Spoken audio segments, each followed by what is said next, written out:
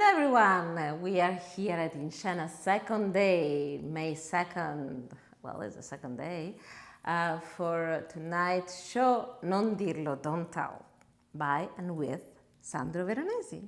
Hello. Hello. And Sandro, so how excited you are to be in New York and to bring your show to New York?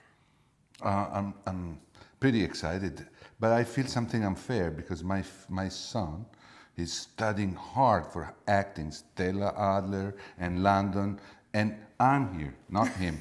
So I never studied, I never dreamt about that, and I'm here. I hope he will be one day here too. To do another show, for sure. Yeah. Absolutely. So, what is the theater to you?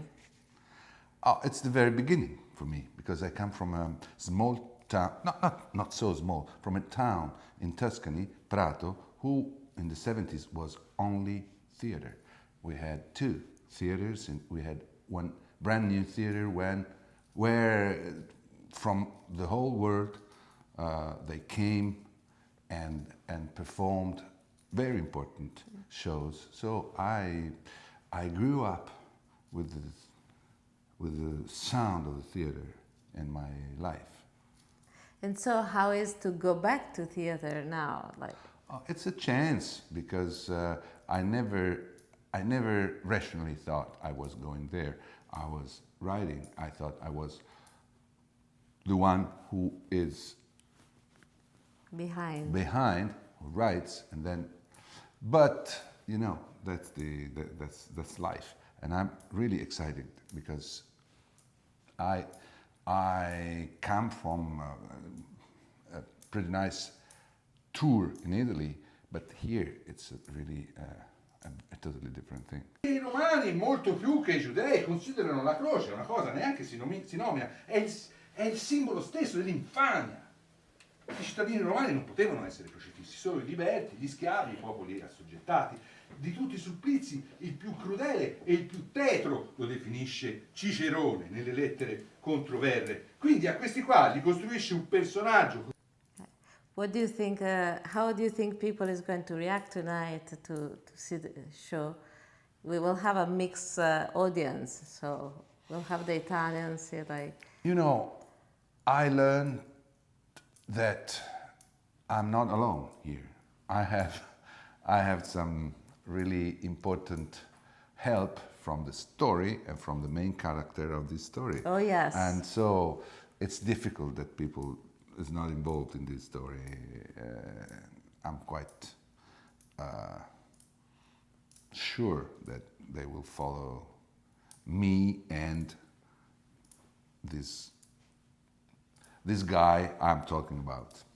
So the 70s, Prato. Prato now has one of the most important theater in Italy is the Teatro Metastasio, which is very important. A lot of production, important and new production. For new, I mean experimental. I mean a new kind of theater is coming from Teatro Metastasio. If you remember anything of the theater of the 70s, something that you remember, one memory of the theater that you were seeing when you were young. I remember all the Ronconi work was born in Prato because he was managing the theater budget of the town, and he invented the other theater, the experimental one, the Fabbricone, from an ancient factory, textile factory, transformed.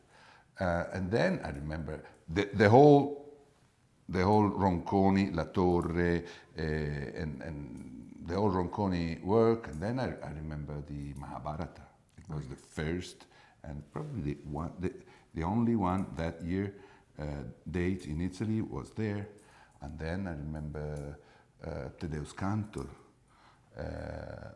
Every important show, I remember in the 60s, the Living Theater. Oh, yes. In Metastasio, with all the bourgeois of the small town they were really étonnés. They were really étonnés. And last but not least, we must ask, What is New York to you?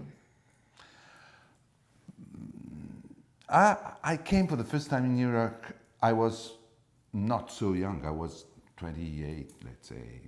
I was not a boy.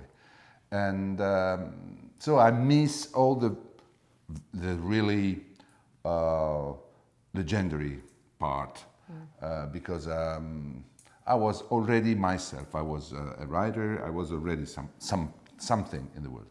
But since then, since that time, I regularly came here, and I have plenty of friends here, and I feel that it's a little too far from Italy, but it's a sort of second hometown for me. Well, we are very excited. We see you later. And bye. Bye bye.